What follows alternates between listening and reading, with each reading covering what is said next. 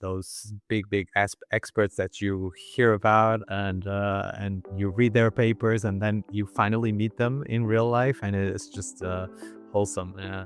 I had an amazing time, really. Not only poster sessions, but also like in the coffee breaks, and it's just so inspiring, so cool.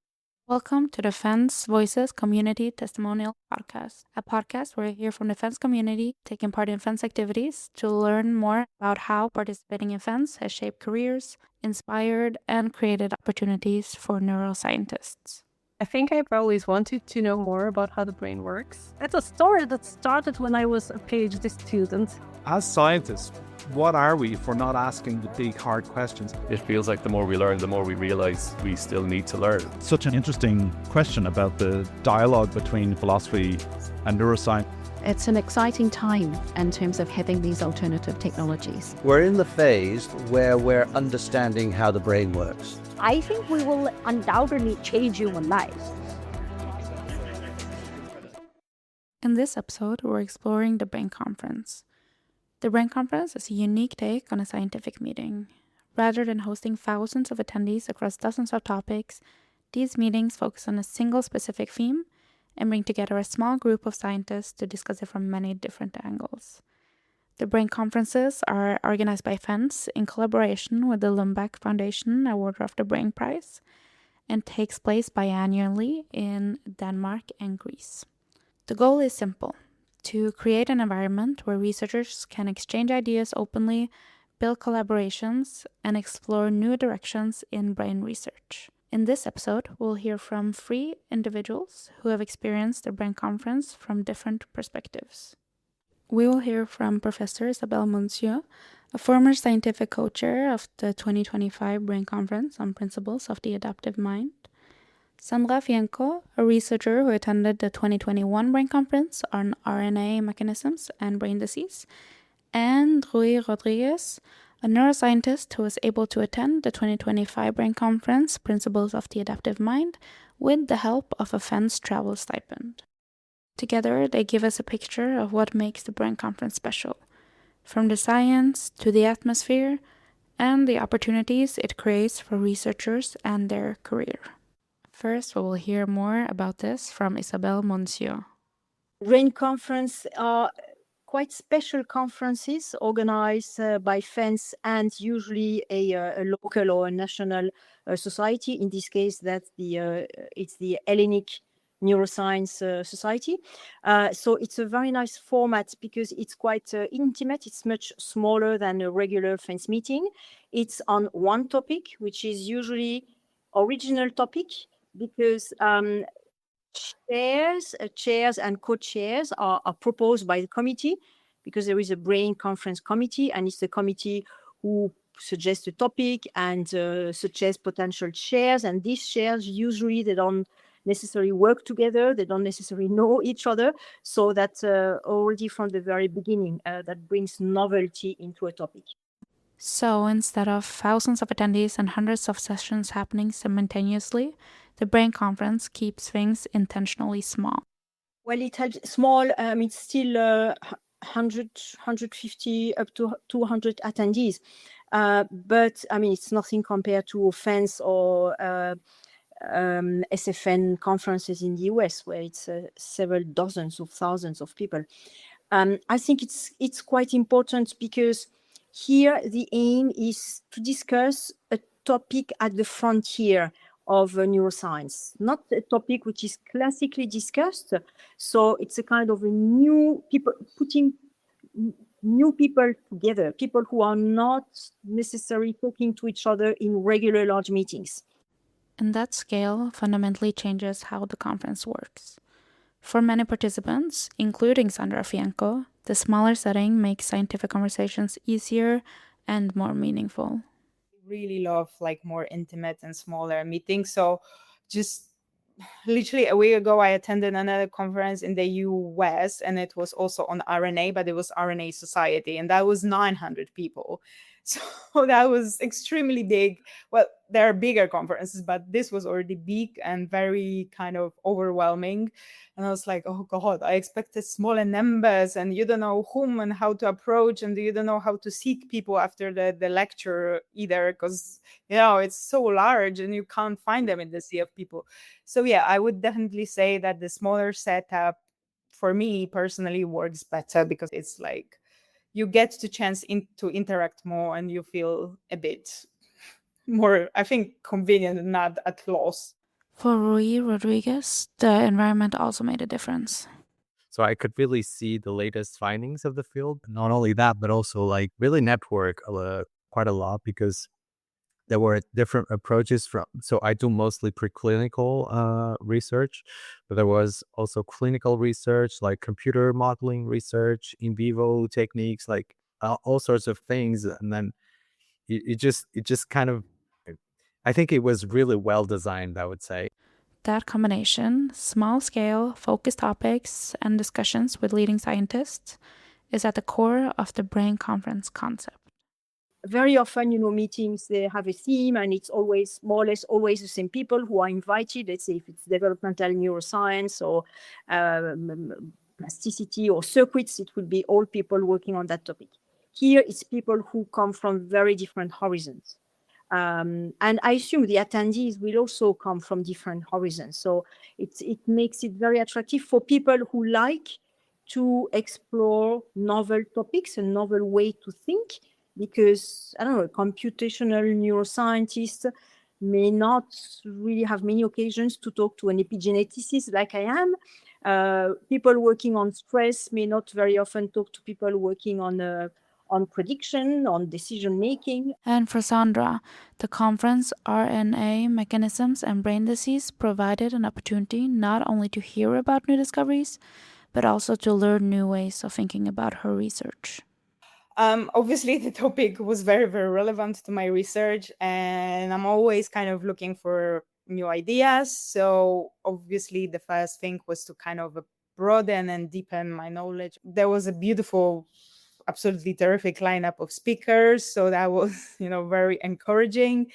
And also, I think important thing at these conferences are like you're sometimes trying to get at the question, but you don't really understand how to approach it, and people at the conference might already have answers for you. So in terms of like novel methodology, you can learn novel approaches, which then can aid and speed up the project. Beyond the scientific program, many attendees say that one of the most valuable parts of the Brain Conference is the environment it creates. Because the meeting is small and focused, conversations often continue after the sessions. What I gained most was really an insight of what's happening out there in this major topic, right? But from different angles, and really those big experts that you hear about, and you read their papers, and then you finally meet them in real life, and it's just wholesome. I had an amazing time, really, not only post the sessions, but also like in the coffee breaks, and it's just so inspiring, so cool. For Sandra, the smaller scale also made networking feel much more natural.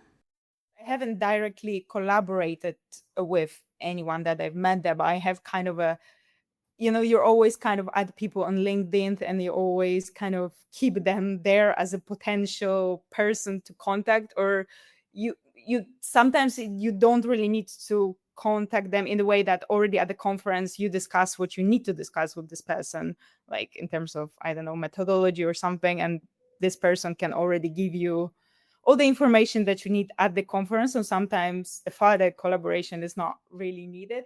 The small-scale environment of the Brain Conference is therefore a great place to create connections, which makes attending the Brain Conference something that can be particularly beneficial for early career researchers. But there are also some challenges. Travel costs, registration fees, and accommodation can make it difficult for early career researchers to participate. That's why FENS offers stipends to support early career researchers attending the Brain Conference. Rui Rodrigues received one of the stipends. it really is important to support early career scientists, and I think FENS is doing an amazing job at it. And of course, coming back to this networking topic, I think it's really key in this stage of your career to do this kind of networking, to showcase your research, and to really get to know the people in the field, and also know people from other fields that could influence your own research. So I think the fact that FENS gives away so many stipends, so many grants, and supports this early career of science is really key to foster this new generation of scientists that is coming up. These opportunities and stipends can be particularly impactful for researchers who might not otherwise have the resources to attend international meetings.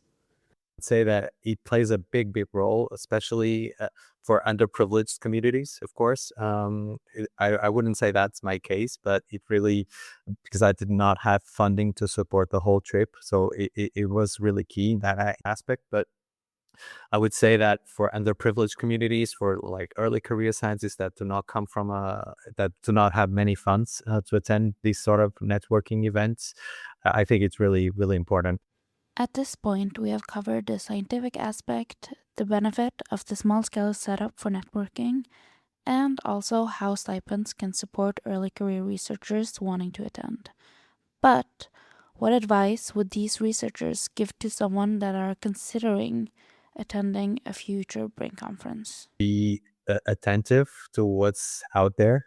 Like go through through FENS website, social media, because they're like publicizing a lot of what they're doing, and of course, don't just apply for everything. Of course, just try to feel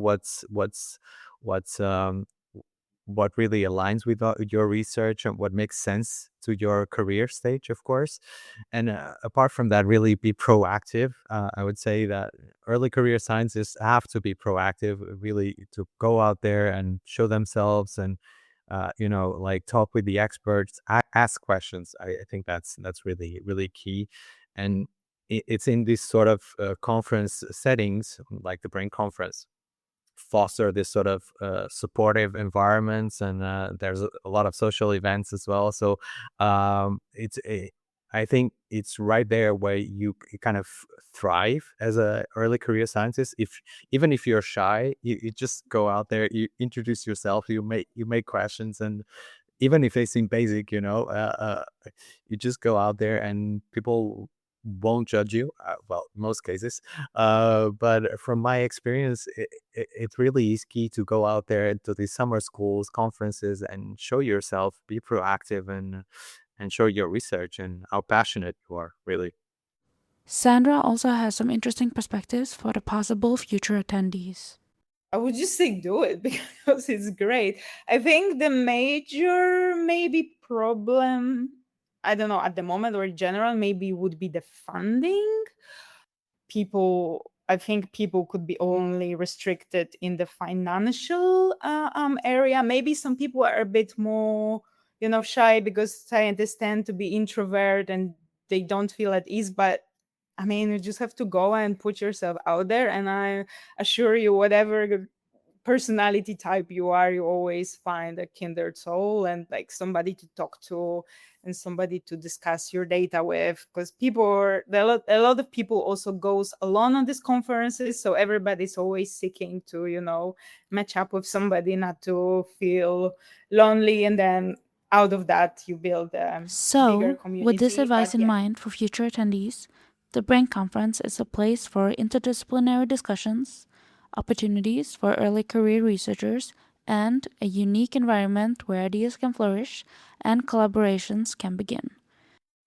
In a field as complex as the brain, those conversations can be the starting point for the next generation of discoveries. And if you are feeling inspired, considering attending or applying for a stipend for the next Brain Conference, I hope you find inspiration in the insights from Rui, Isabelle, and Sandra. And as they say, take a chance, be proactive, and just go do it.